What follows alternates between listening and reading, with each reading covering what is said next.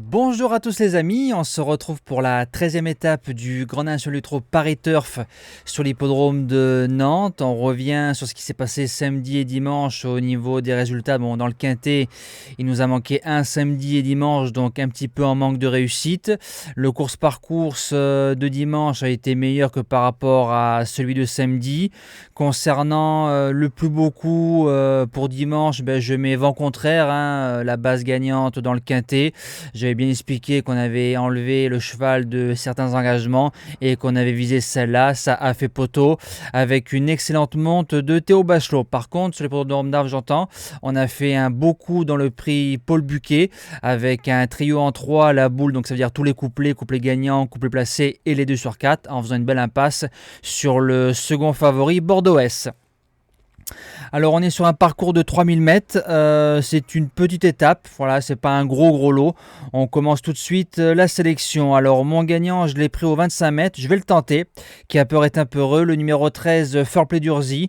Il sera mis en condition course. Romain Congar qui est à la monte. Malheureux dans l'étape de Feur avec son compatriote d'entraînement qui le bouscule et qui le met à la faute à l'entrée du tournoi final. Il avait au moins la sauce pour terminer dans les 5, voire dans les 3. Il se présente à 100% de ses capacités. On l'a touché à la boule en étant, je pense, à 70% de ses moyens au 25 mètres à 15 contre 1 avec Alex Abrivard. C'est un cheval qui va, je pense, apprécier le tracé de Nantes. Bien ramené, il peut faire 500-600 tout seul. Et j'espère le voir triompher. L'opposition viendra en tête, bien évidemment, avec le numéro 7, Gouélan Hautfort. L'engagement est magnifique. Sera-t-il à 100% de ses moyens? Je ne pense pas, mais ça c'est propre à moi. Le meeting d'hiver de Vincennes vient de commencer, donc il y a pas mal d'engagements qui vont arriver. Maintenant, si Gouélan n'est à 70-80%, il a sa place au moins dans les 3. S'il se présente prêt, c'est un cheval qui ne sortira pas du couplet gagnant. Premier outsider, le numéro 14, Echo de Chancelly. Donc c'est un cheval qui méritait son étape du GNT. Il a gagné celle de Feur avec tous les favoris au bois. Il sait rendre les mètres. C'est un pur cheval de tenue. Il va à gauche, il va à droite. Il sait démarrer. Il est courageux, il est maniable. En général, il ne sait que trotter. Avec un bon parcours, je serais déçu de ne pas le voir, au moins dans le multi. Deuxième outsider, le numéro 1, Fabulous Dream. Alors celui-là, à mon avis, il ne faut pas le laisser de côté. Ce sera une question de sagesse. On le défère des antérieurs. C'est un cheval qui va, je pense, apprécier l'anneau de Nantes parce que les 2/3 du parcours, ça tourne. Et c'est un cheval qui n'aime pas les à-coups dans une course. Il aime bien que ça avance. Donc en général, sur Nantes, il n'y a pas de faux train. Un Mata Brivard à 15 contre 1 en sniper sur 300 mètres, il va très vite. Je l'ai gardé dans mes 5 premiers. En 5e position, le valeureux Fragonardello, le numéro 4, Eric Raffin, déféré des 4, sérieux, suiveur.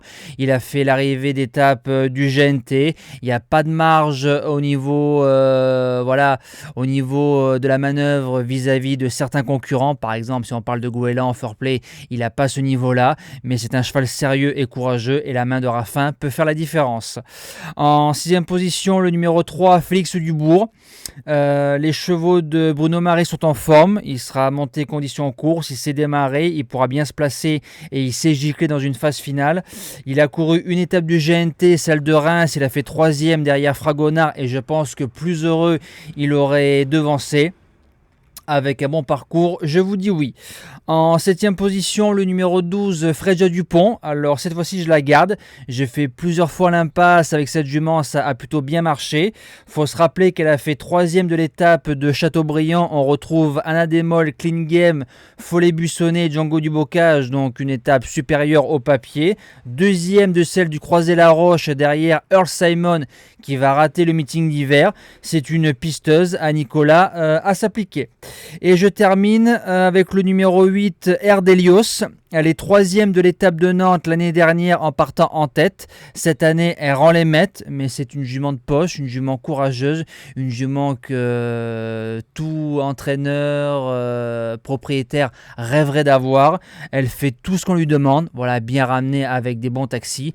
C'est une 5e possible. Voilà, nous on se dit à demain pour le Quintet. On se retrouvera sur l'hippodrome de Vincennes, normalement pour le prix d'Argentan. Passez une bonne semaine et belle étape nantaise à tous.